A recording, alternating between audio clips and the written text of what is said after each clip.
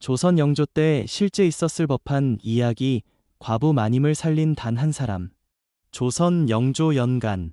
조정에서는 탕평을 말했으나 지방으로 내려갈수록 법은 종이 위에만 남고 힘있는 자의 손끝에서 구겨지기 일쑤였습니다. 나라의 기강이 바로 선듯 보여도 백성들의 삶은 늘 불안했습니다. 말 한마디, 도장 하나가 사람의 운명을 갈랐고 그 틈을 파고드는 탐욕은 언제나 지방에서 먼저 꿈틀거렸습니다. 경상도 합천, 깊은 산줄기 사이 골짜기 마을. 이곳에는 덕망으로 이름난 집안 하나가 있었으니 사람들은 그 집을 최진사 댁이라 불렀습니다. 최진사는 이미 병으로 세상을 떠난 지 몇 해가 지났고 집안을 지키는 이는 과부가 된 마님이었습니다. 마님 곁에는 세 딸이 있었는데 마을 사람들은 딸들을 볼 때마다 저 아이들이 어쩌다 저런 어른을 만나 버텼는지 하며 마음을 놓곤 했습니다. 마님은 목소리를 높이는 사람이 아니었습니다. 그러나 그 집안에는 이상하게도 늘 따뜻한 기운이 돌았습니다. 하인이 실수를 해도 먼저 호통을 치지 않았고 노비가 이를 그르치면 애 그랬느냐를 묻고 사정을 들었습니다. 흉년이 들면 곡간을 잠그기보다 한 대박이라도 나누었고 병든 노비에게는 약값을 아끼지 않았습니다. 그래서 마을 사람들은 수군거리곤 했습니다. 최진사 댁은 돈이 많아서 버티는 게 아니라 마님이 사람을 사람답게 대하니 버티는 거야. 저 집에 가면 사람 대접을 받는다더라. 하지만 덕망은 누군가에게는 존경이 아니라 위협이 됩니다. 특히 남의 마음이 자기에게서 떠나는 것을 견디지 못하는 자에게는 더더욱 그렇습니다. 합천 고을에는 박대감이라 불리는 권세가가 있었습니다. 박대감은 관직은 없었으나 사또와 술자리를 함께하며 뒤에서 고을의 일에 깊숙이 관여하던 사람이었습니다. 그가 가진 힘은 벼슬이 아니라 사람을 묶어두는 방식에서 나왔습니다. 빚을 쥐고 약점을 잡고 은전으로 입을 막는 방식. 그의 집대문 앞에는 늘 누군가 고개를 숙인 채 서 있었습니다. 무엇보다 박대감은 인간을 인간으로 대하지 않았습니다. 그는 노비를 이름으로 부르지 않았고 저것이라 불렀습니다. 밥이 늦으면 발길질이 날아왔고 기분이 상하면 이유 없이 몽둥이가 들렸습니다. 박대감의 집안에서 하인과 노비들은 말이 적었습니다. 말이 적어서가 아니라 말하면 맞았기 때문입니다. 박대감은 속으로 늘 이렇게 생각했습니다. 사람은 길들여야 한다. 짐승처럼 겁을 먹어야 말을 듣는다. 그런 박대감에게 최진사 댁 마님은 눈엣 가시였습니다. 백성들이 박대감 앞에서는 겁에 질려 고개를 숙이면서도 마님 앞에서는 마음을 열고 말을 꺼내는 것이 견딜 수 없었습니다. 사람들의 마음이 자신에게서 빠져나가는 느낌. 그것이 박대감을 가장 미치게 했습니다. 과부 주제에 감히 사람을 사람답게 대하는 것이 질서를 흔든다고? 아니, 내 질서를 흔드는 거지. 박대감은 합천 사또를 찾았습니다. 사또는 겉으로는 근엄했으나 속은 약한 사람이었습니다. 백성의 억울함에는 귀를 닫고 권세가의 술상 앞에서는 눈이 풀리는 사람이었습니다. 누군가의 악을 즐기지는 않아도 누군가의 악을 막아낼 마음이 없는 사람. 그런 사람이 결국 가장 위험합니다. 박대감은 사또에게 술을 따르며 조용히 말했습니다. 사또, 요즘 민심이 심상치 않습니다. 최진사 댁 마님이 곡식을 나누고 사람 대접을 하니 백성들이 그 집을 따릅니다. 백성의 마음이 관아가 아니라 한 집으로 기울면 관아의 권위가 무너집니다. 사또는 잔을 내려놓고 느릿하게 물었습니다. 그래서 대감은 무엇을 원하시오? 박대감은 기다렸다는 듯 말했습니다. 대놓고 칼을 들이대면 피가 튑니다. 하지만 명분이 있으면 피를 흘리지 않고도 사람을 무너뜨릴 수 있지요. 죄를 만들어야 합니다. 사또의 눈빛이 흔들렸습니다. 박대감은 더 낮게, 더 구체적으로 말했습니다.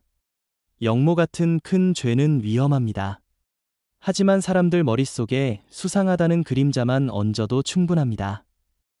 곡식을 숨겼다. 장부를 속였다. 관아 허락 없이 유생을 모았다. 백성을 선동했다. 그런 죄목이면 백성들도 속기 쉽습니다. 사또는 조용히 고개를 끄덕였습니다. 증거만 있으면. 박대감이 끼어들었습니다. 증거가 아니라 증거처럼 보이는 것이면 됩니다. 그날 이후 합천에는 소문이 퍼졌습니다. 장터에서, 우물가에서, 주막에서, 서당 앞에서 사람들은 똑같은 말을 듣기 시작했습니다. 최진사 댁이 곡식을 숨겼다더라. 마님이 관아를 무시한다더라. 노비들에게 쓸데없는 말을 가르친다더라. 처음에는 고개를 갸웃하던 사람들도 그 소문이 10번 20번 들리자 마음이 흔들리기 시작했습니다. 그 사이 사또는 관아 장부를 손봤습니다. 서리들을 불러 은전으로 입을 막고 수치를 살짝 바꾸고 문장을 억지로 끼워 넣었습니다.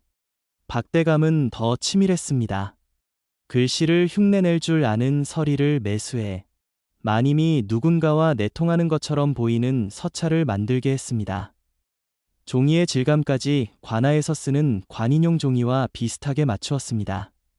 겉으로 보면 누구라도 속을 만큼 거짓은 정교한 종이가 되었습니다.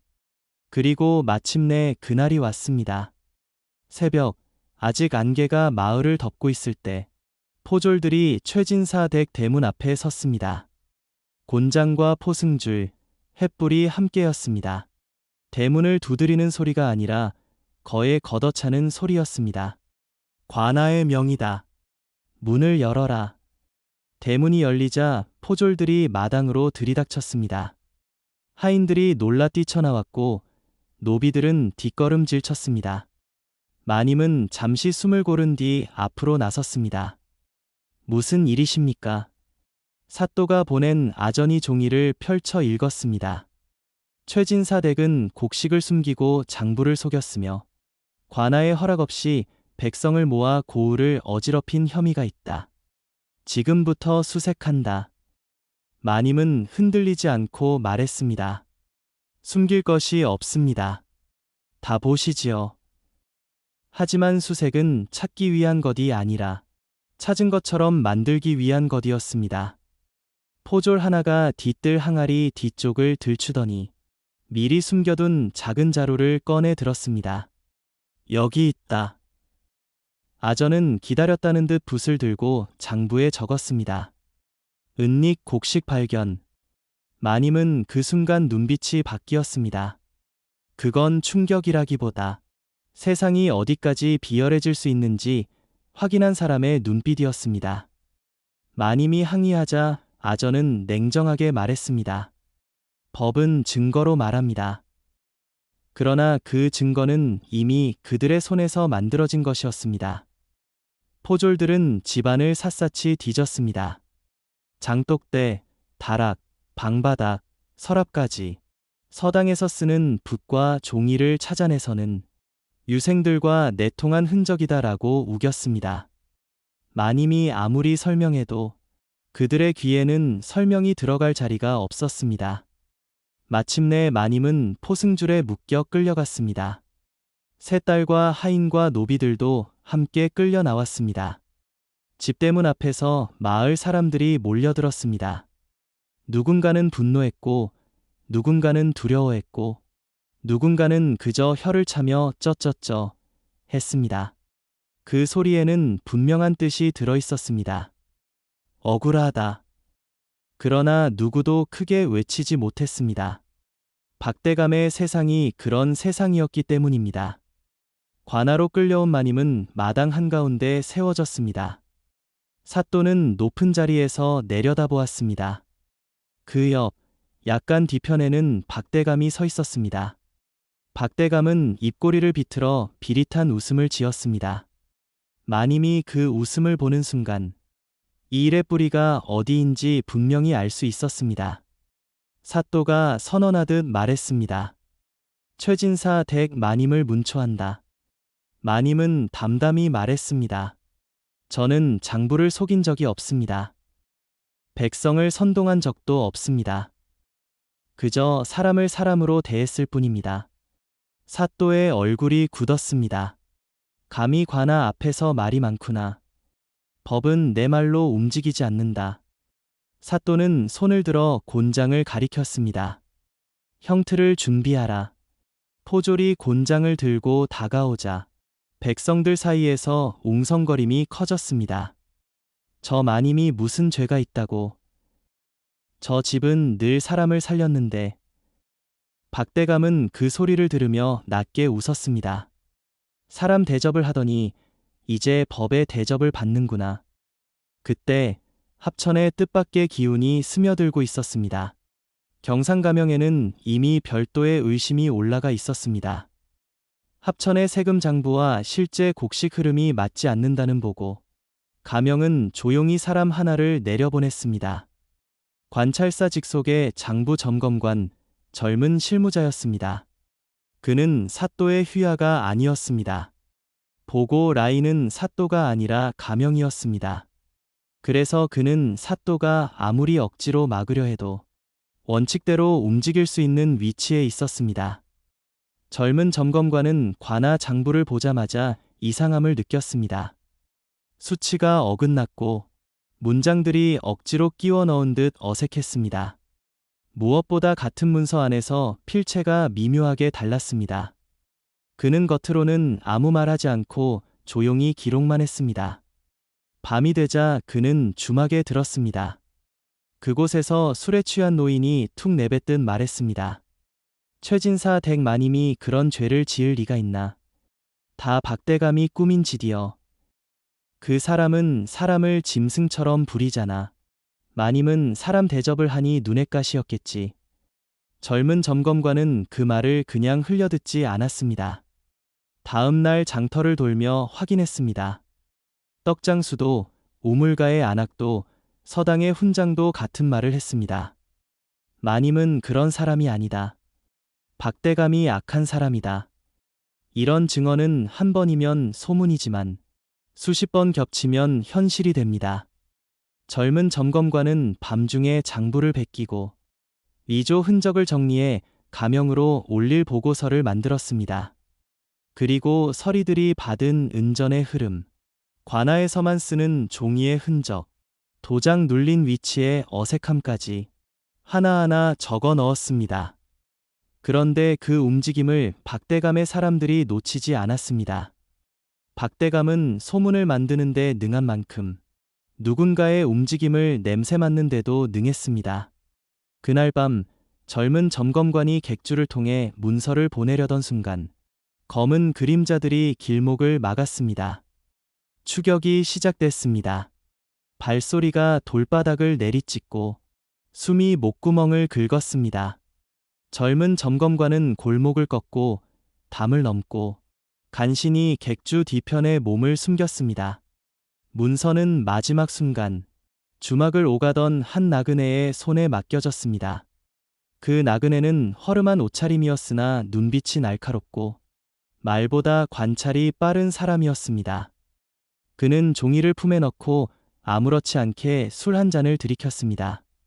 그리고 며칠 뒤 합천관아 마당, 마님에게 곤장이 내려지기 직전 가장 잔인한 순간이 다가오고 있었습니다. 사또가 손을 들어 올렸습니다. 형을 집행하라. 포졸 하나가 곤장을 움켜쥐고 마님 앞으로 다가섰습니다. 마당은 숨소리조차 멈춘 듯했고 백성들 사이에서는 누군가 흐느끼는 소리가 새어 나왔습니다. 그때였습니다. 관아 대문 밖에서 거친 발소리가 돌바닥을 내리찍듯 울려 퍼졌습니다. 쾅! 관아의 문이 거칠게 열리며 군졸 몇이 군봉과 창을 들고 마당 안으로 뛰어들어왔습니다. 그중 한 사람이 목청을 돋워 외쳤습니다. 암행어사 출두여. 순간 마당이 얼어붙었습니다. 군졸들은 좌우로 갈라서며 길을 열었고 외침이 다시 울려 퍼졌습니다. 암행어사 출두여. 암행어사 출두여. 암행어사 출두여.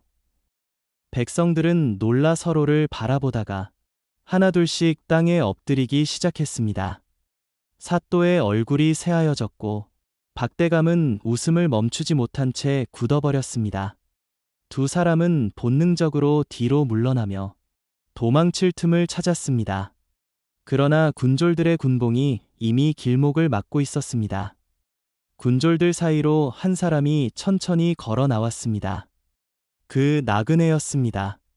수수한 옷차림이었으나 걸음마다 위엄이 실린 모습. 그는 품에서 패를 꺼내 사또와 박대감 앞에 들어 보였습니다. 짐의 명을 받아 이 고을을 살피러 왔다. 사또는 다리에 힘이 풀려 주저앉았고 박대감은 그제야 입술을 떨었습니다. 암행어사가 차갑게 말했습니다. 곤장은 내려놓아라. 지금부터 묻는 이는 너희가 아니라 내가다. 군졸들이 곤장을 거두었습니다. 마님은 그 자리에서 풀려났고 마당의 공기 자체가 바뀌었습니다. 방금 전까지 죄인이던 사람이 이제는 억울한 사람으로 서게 된 것입니다. 암행어사는 문서를 펼쳤습니다. 조작된 장부, 위조된 서찰, 서리들에게 흘러간 은전의 기록, 그리고 가명점검관이 정리해 올린 보고서까지. 증거는 한 장이 아니라 끊어진 고리들을 이어 붙인 사슬처럼 탄탄했습니다. 암행어사는 사또를 바라보며 물었습니다. 이 장부의 수치는 왜 바뀌었느냐? 사또는 입을 때려다 막혔습니다. 암행어사는 이어서 박대감을 바라보았습니다. 이 서찰의 종이는 왜 관아에서 쓰는 관인용 종이와 같으냐? 박대감은 한 걸음 물러섰습니다. 그때 암행어사가 군졸에게 명했습니다. 증인을 불러라. 매수된 증인들이 끌려 나왔습니다. 처음엔 버텼습니다. 그러나 암행어사는 흔들지 않았습니다. 내가 받은 은전의 수량이 장부에 남아있다.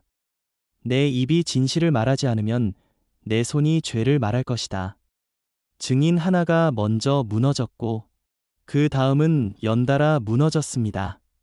거짓은 서로를 믿지 못하기 때문입니다. 탐욕으로 뭉친 무리는 위기의 순간 가장 먼저 서로를 팔아넘깁니다. 암행어사가 마침내 박대감에게 물었습니다. 노비를 사람으로 대하면 죄가 되느냐? 박대감이 소리쳤습니다. 세상은 원래 그런 법이다. 내가 뭘 잘못했느냐? 암행어사는 단호히 말했습니다. 아니다. 세상은 원래 그렇지 않다. 내가 그렇게 만들었을 뿐이다. 그 한마디가 마당에 엎드려 있던 백성들의 심장을 울렸습니다. 누군가는 눈물을 흘렸고 누군가는 이를 악물었습니다. 억울함이 처음으로 말이 될 수 있는 순간이었습니다. 암행어사는 명했습니다. 사또를 결박하라. 박대감을 결박하라. 군졸들이 포승줄을 들고 다가가자 사또와 박대감은 우왕좌왕했습니다. 사또는 나는 사또다 라고 외쳤지만 군봉이 그의 말보다 먼저 움직였습니다. 박대감은 사람들을 돌아보며 너희가 감히 라고 했지만 그동안 그가 짓밟아온 사람들이 이제는 엎드리지 않았습니다. 사또와 박대감이 포승줄에 묶여 끌려나가는 순간 백성들 사이에서 분노와 환호가 터져 나왔습니다. 저 자들이 사람을 짓밟았다. 마님은 죄가 없다. 암행어사는 마님 앞에 섰습니다. 그리고 뜻밖에도 고개를 깊이 숙였습니다. 마님께서 지켜오신 마음이 이 고을을 살렸습니다. 마님은 잠시 침묵했습니다. 억울함이 풀린 사람이 보통은 울부짖기 마련이지만 마님은 달랐습니다. 그녀는 오히려 주변을 바라봤습니다. 자신 때문에 끌려와 떨던 하인들, 노비들, 세 딸, 그들의 얼굴을 하나씩 확인하듯 바라본 뒤 조용히 말했습니다. 제가 한 일은 없습니다. 그저 사람을 사람으로 대했을 뿐입니다. 암행어사는 고개를 끄덕이며 말했습니다. 그뿐이 세상을 바꿉니다. 나라가 무너질 때는 큰 칼이 아니라 작은 잔혹함들이 쌓여 무너집니다. 나라가 다시 서는 것도 큰 소리보다 작은 선함들이 쌓여 서는 것입니다. 암행어사는 가명 점검관을 불러 사람들 앞에 세웠습니다. 이 사람이 목숨을 걸고 장부를 지켰다. 의로운 자를 지키는 것이 나라의 도리다. 그리고 마님에게도 마땅한 조치가 내려졌습니다. 억울함을 풀어준 것만이 아니라 마님이 지켜온 덕과 선행을 고을 사람들이 함께 확인하게 한 것입니다. 관아 마당에서 백성들은 박수를 쳤고 아이들은 환호했습니다. 누군가는 하늘이 도왔다고 했고 누군가는 사람이 도왔다고 했습니다. 사또와 박대감은 군졸들에게 이끌려 한양으로 압송되었습니다. 포승줄에 묶인 채 고개를 떨구고 그들이 그토록 믿었던 권세는 한순간에 사라졌습니다. 악은 요란해 보이지만 결국 자기 손으로 만든 거짓에 발목 잡혀 넘어지는 법입니다. 시간이 흐른 뒤 합천은 조금씩 제 모습을 되찾았습니다. 관아의 장부는